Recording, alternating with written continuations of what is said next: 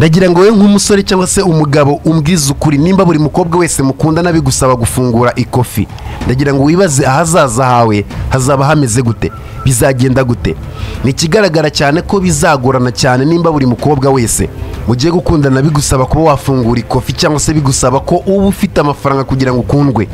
Impamvu iki kiganiro kiri buze kuba cyakorwa muri ubu buryo nuko buriya niwitegereza abagabo benshi barimo bararira gutereta byabaye umukino usigaye uhenze. Ntabwo umukino wo gutereta wawukina utizeye ikofi yawe. Gusa nanone mu mukino wo gutereta biza kurangira abagabo ari bo bahombye. Nta mugore ujya upfa guhomba mu mukino wo gutereta, abagabo nibo bahomba. Impamvu rero ukomeza kuba wakina umukino uhomba nuko utaramenya ibi bintu bigeze muri 5 ngiye kuba nakubwira biruze kuba bya shiftinga cyangwa se bihindura icyerekezo, hanyuma utangire usubire mu mukino ariko nanone udata amafaranga nkuko wayataga. Ese waba warigeze wibaza ati ese byagenda gute mpagaritse ibi bintu nkora byo gufandinga cyangwa se byo kumuha amafaranga? Ese waba waribajije ati ko nkomeza ntakaza amafaranga k'uyu muntu ubundi ngewe nungukira hehe?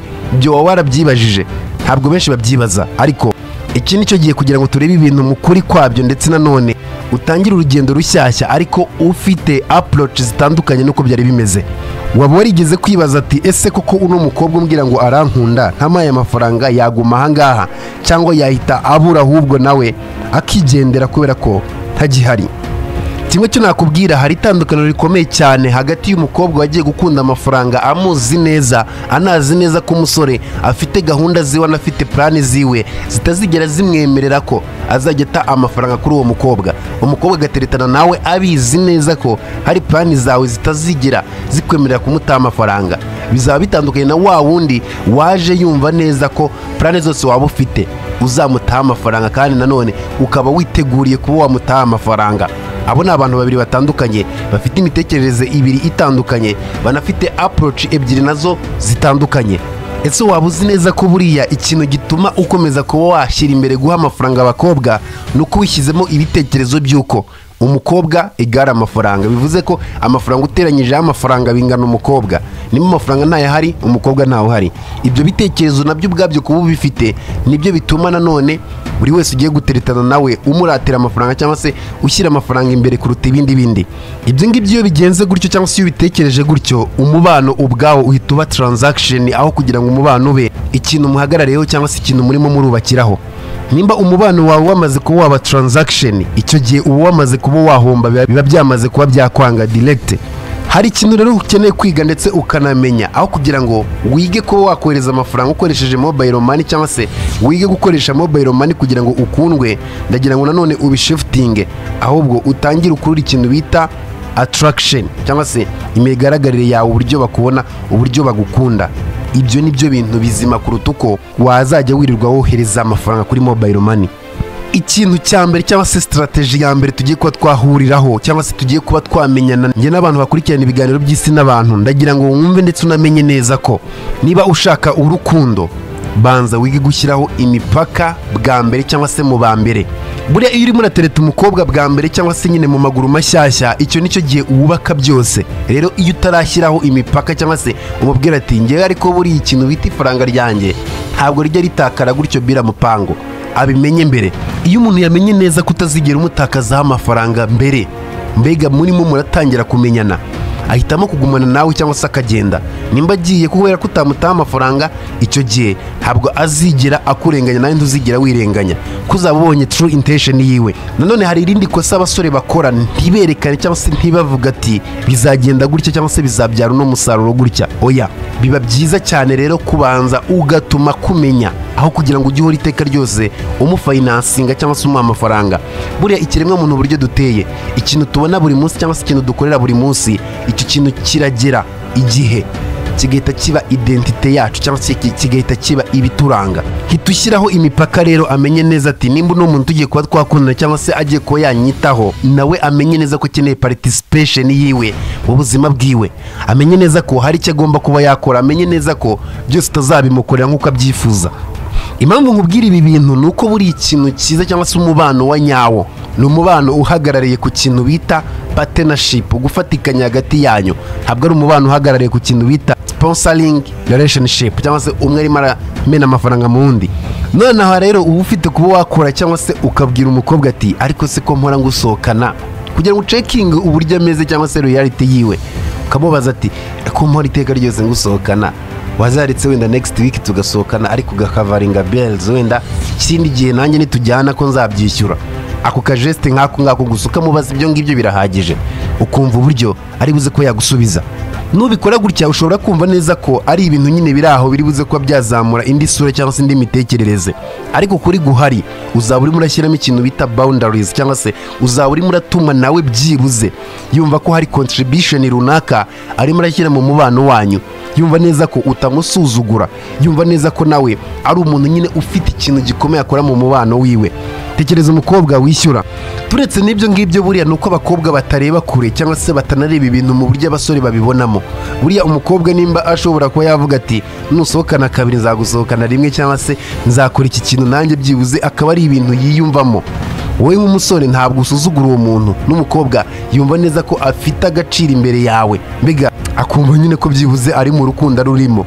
Uri impamvu abakobwa biborohera kuba bashiftinga cyangwa se bareka umuntu, nuko babumva neza ko nyine nta mbaraga bataye ku bintu. Rero ikintu kitakuvunnye ntabwo uzigera ugiha agaciro. Rero nutuma aha agaciro umubano wanyu, nutuma awuha agaciro apana mu mitekerereze cyangwa se mu myumvire, akawuha agaciro no mu bikorwa byiwe, byibuze azahita avuga ati uno muntu apati yuko dukundana afite n'ikintu bita cooperation, afite n'ikintu bita gukorana nanjye. Kubera ko icyo gihe nawe nk'umusore, umukobwa iyo yakoze icyo kintu hari iyindi mico wiremamo, mbega utangiye gutekereza ibindi ni ahandi mutazabura kuba mwasohokanye ngo nuko hari izindi ntego uri muritaho. Kuko buriya hari igihe kigera umusore amafaranga ye yose akayashora mu bintu runaka, rero kuyashora muri ibyo bintu akaba nta yandi afite yo gusohokana nawe.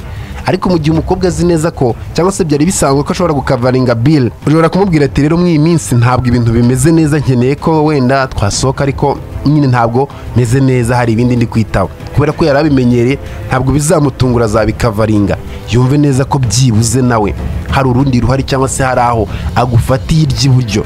Icyo kintu ujye ucyitaho, kuko nanone iyo urukundo cyangwa se umubano ushingiye ku gice kimwe hari ikindi mwirengagije ntabwo bigenda neza. Ibyo bintu iyo bibaye gutyo, umukobwa hari sinyali cyangwa se hari iyindi myumvire agira ku musore, ahita amenya neza ko uno musore ntabwo urukundo rwiwe rufite aho rurangirira, ntabwo aje kugira ngo turyoshye cyangwa se kugira ngo mbe igipupe cyiwe ari buze kuba yakoresha mu kwishimisha, hanyuma ejo bundi najya gushaka undi cyangwa se najya gukora ibingibi babikorane n'undi, kuko urimo uramubwira wenda uburyo bimeze akabyumva nawe akumva neza ko ari engage. Ikindi cya kabiri bimubwira neza ko ikintu bita personal goal cyangwa se intego zawe n'imipaka n'ibyo utakwiye kuba wakora, ibyo bigomba kuba byaza mbere cyane ikindi icyo ari cyo cyose. Iyo ukoze ibyo bintu rero, iyo ari umugore wa nyawe ntabwo biri buze kuba byamusunikira kure cyangwa se ngo bimubuze kuba yakwegera ngo mukundane cyane, ahubwo we bimukururira hafi yawe akumva neza ko wow, uno niwe musore naho ziteka ryose numva neza ko nkeneye, bikaba inzira yo kubahuzaho kugira ngo bibe inzira yo kubatandukanya. Rero icyo kintu ni ikintu cy'ingenzi cyane. Ikintu cya kabiri cyangwa se strategy ya kabiri yatuma nanone uba umusore ukunzwe kandi nanone udafunguye ikofi yawe cyane, uzige guha agaciro amarangamutima y'abakobwa apana guha agaciro amafaranga ubaha. Ntabwo ujye wibaza impamvu buriya abasore kenshi cyane badafite amafaranga ahagije cyangwa se asamaje, bafite amafaranga ari basic, bakunda kuba bafite abagore iruhande rwabo cyangwa se bakunda kuba bafite umubano ugaragara ko ari mwiza kandi ari umubano ugaragara neza ko ufite inzira, ufite ejo hazaza heza. Ntabwo ujye wibaza impamvu abo bagabo bakunda kuba bameze utyo. Icyo abo bagabo baba bazi rero abandi batigeze bamenye neza ko ikintu bita emotional value cyangwa agaciro k'amarangamutima iteka ryose gatsinda agaciro k'amafaranga ku muntu wahuye nawe amarangamutima yagufitiye. Ntibizana gutangaza ko hari abakobwa baza bakunda abasore, ariko imyitwarire y'abasore kumva neza ko amafaranga ari yazi imbere ya buri kimwe, bikaza kurangira umubano wabo upfuye kubera icyo kintu cy'amafaranga. Ikibazo abagabo benshi batekereza neza kugurira abagore ibintu bihenze, amamodoka, inzu zihenze, imyenda ihenze, kubasohokana mu maresitora ahenze, aribyo bibagumisha hafi yabo. Ariko mu by'ukuri iyo amafaranga agiye cyangwa se y'ubutunzi bushize, atakibona uburyo ajya hahandi, nawe ahita kureka. Iyo umaze kumastaringa ukamenya ikintu bita gutanga amarangamutima pana gutanga amafaranga, uba wa wundi utazigera usimbuzwa. Ukeneye kuba engage, ukeneye kuba wakihuza na buri kimwe cyose arimo aragusharinga cyangwa se buri kimwe cyose arimo arakuvugisha. ntube umuntu wikunda, ntube umuntu ujya kure cyane y'ibyo akwiye kuba yakitaho.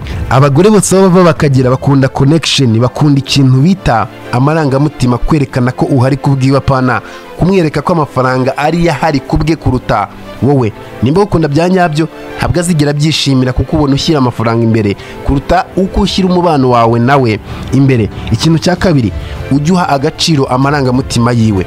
Nimba yakubwiye ati ndashaka kuba nakubona, ndashaka ko duhura, ntukajye wenda uvuga ngo wange gukora ibi bintu, ariko ujye ubizirikana byibuze umenye neza ko akeneye ko muhura. Guha amarangamutima umukobwa nubwo byaba bigaragara neza ko ari ibintu biri simple byoroshye, byerekana cyangwa se bitanga message ikomeye cyane ku mukobwa. Ibyo bizagira umumaro, binagire agaciro, binakomere cyane kuruta indi resitora iyo ari yo yose irenze ikomeye uzamujyanamo.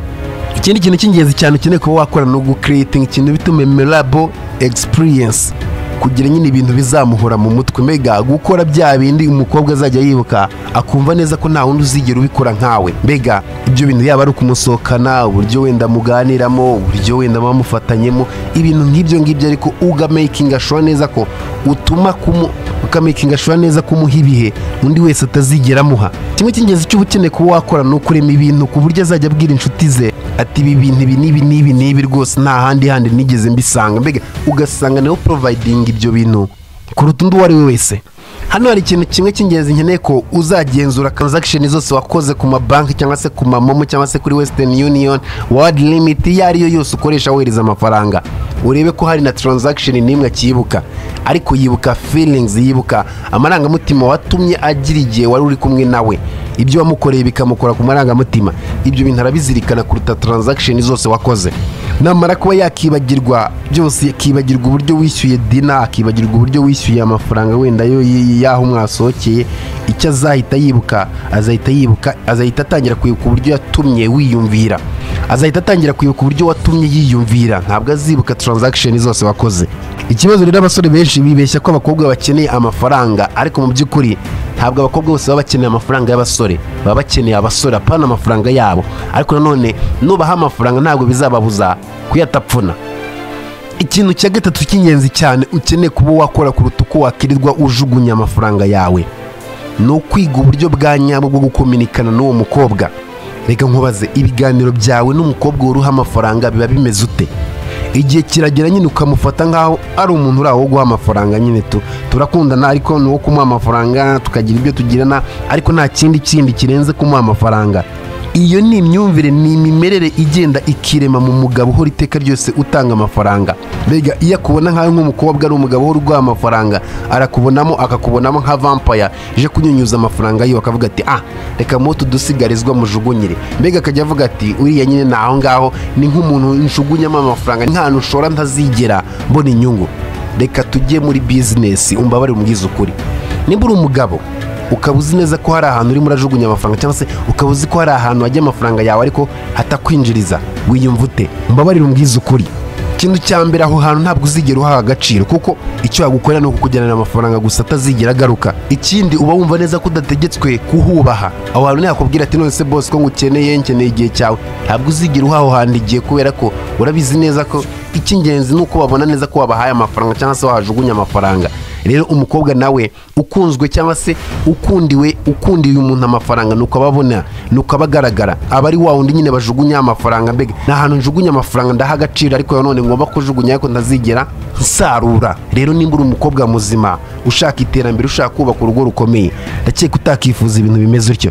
Abasore rero bagira defo yo kwanga kuvuga oya, kubera ko abavuga ati nimvuga oya uno mukunzi wanjye ndibuze kuba namudisappointinga cyangwa se atari buze kuba yambona neza. Ariko mu by'ukuri nanone guhora iteka ryose uha umuntu amafaranga ntabwo ari byo bikemura ikibazo nabyo. Buri muntu utazagukundira ko utamuhaye amafaranga nuko n'ubundi atabagukunda. Niba ufite impamvu zidatuma utanga amafaranga akaba atabyumva, urakeka hari ikindi kintu uzakora akacyumva.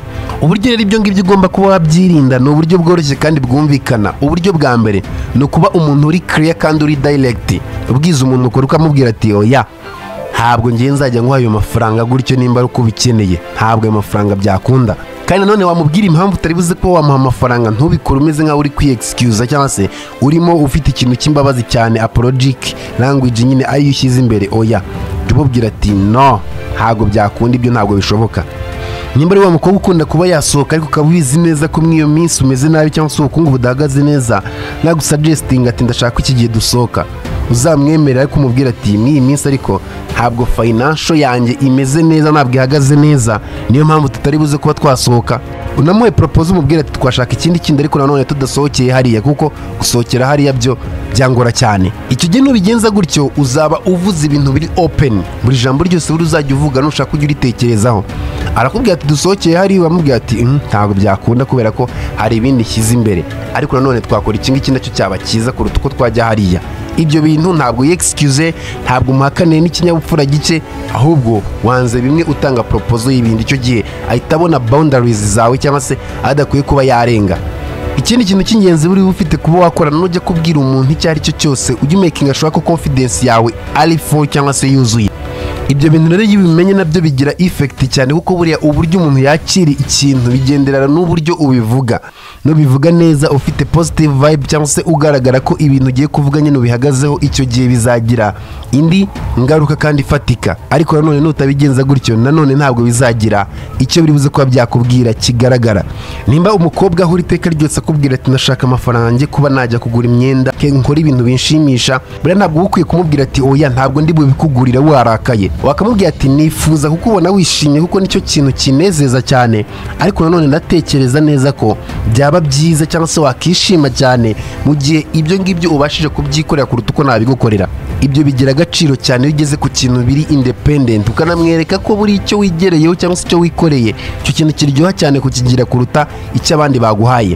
Ibyo ngibyo bihita bihindura focus ye n'uburyo yakubonagamo, ahita atangira kubona neza ko icyo ushyize imbere ntabwo ari ukumuha amafaranga, ahubwo icyo ushyize imbere ni iterambere ryiwe mu mitekerereze no mu mikorere ye no mu myumvire ye n'uburyo ajyanamo ibintu. Ibyo akaba ari byo ushyira imbere kuruta uko ushyira imbere amafaranga umuha cyangwa se kuruta uko ushyira imbere ko agomba kuba yaba umunebwe. Nimba ari umukobwa muzima ushaka iterambere ryanyu mwembi azabyumva, nimba ari wa wundi utarishaka cyangwa se ushaka kurya imitsi we ntazigera abyumva. Nubigenza gutyo n'umugore rero hari ibintu bitatu azabona ndetse akanumva. Ikintu cya mbere cy'ingenzi azahita yumva, azahita atangira kukubaha, mbega azahita atangira kuzamura ikintu bita icyubahiro yaragufitiye. Azatangira kubona neza ko nyine byibuze nawe urimo uragira ngo yigenge agire independent cyangwa se abe umuntu munini nyine mugari wita kubye, nanone umenye ibyiwe kuruta uko azajya bitega ku bandi. Ikintu rero cya kane nanone uba ufite kuba wakora, ugomba kurema ikintu bita egalite mu rukundo. Mbega nimba wemvestinga mwibi nawe yemvestinge mwibi, nimba nyine ugira icyo ukora nawe agira icyo akora mu rukundo. Buriya dia ntabwo ibintu bikimeze nka mbere hahandi wasangaga umugore ari wo mu rugo, umugore ari wo guteka, umugore ari wo gukora ibi ngibi gutya. Oya, urukundo ruba rwiza iyo ibintu byose bingana, kemvestinga mwibi nawe akemvestinga mwibi, apana kumva neza ko hari umwe ugomba gukora ibi undi agakora ibi ngibi. Iyo biri ku ruhande rumwe cyangwa se y'umuhungu uprovidinga byose, hari igihe bitarangira neza. Akenshi cyane inkundo naho zipfira. Umukobwa yumva neza ko expecting umuhungu agakwiye kubamuha ibi ngibi, cyangwa se umuhungu ari ufite inshingano ziwe, umukobwa kumva ko inshingano ze ari ukurya, ari ukugura iPhone, ari ugusohoka, ari ukugaragara neza. Ibyo bakumva neza ko ari byo biri imbere, ariko mu by'ukuri ntabwo ari byo biri imbere. Umubano buriya ugira agaciro iyo abantu babiri barimo barakontribua, iyo abantu babiri barimo barubaka wa mubana, pana kuba umuntu umwe ari urimo urubaka umubano. Buriya waba uzi ikintu kibi cy'amarangamutima, amarangamutima iyo utayakontroye aragenda akakwica mu mutwe. Uzitegereza urebe umupartneri wawe cyangwa se undi mukorana muri business runaka ahantu runaka, uzajya usanga uwo muntu mwubahana. Nuko kubera iki mwubahana? Nuko bizwi neza ko afite 50 ku icyo kintu nawe ukaba ufite 50 ku icyo kintu. Mukoze ikosa mwagihomba mwembi.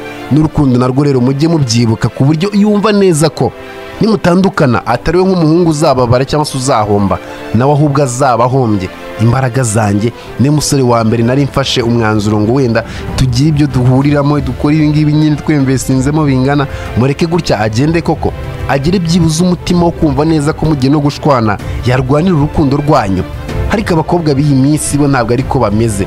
Iyo wemvestingamo yumva neza nagende niwe washoye byinshi n'ubundi ni ubabaye, ntabwo ari nge ubabaye. Icyo kintu kigatuma ashobora no kwigira ibyo yigira, bigusaba kumwinginga kuko niwe wahomba nyine.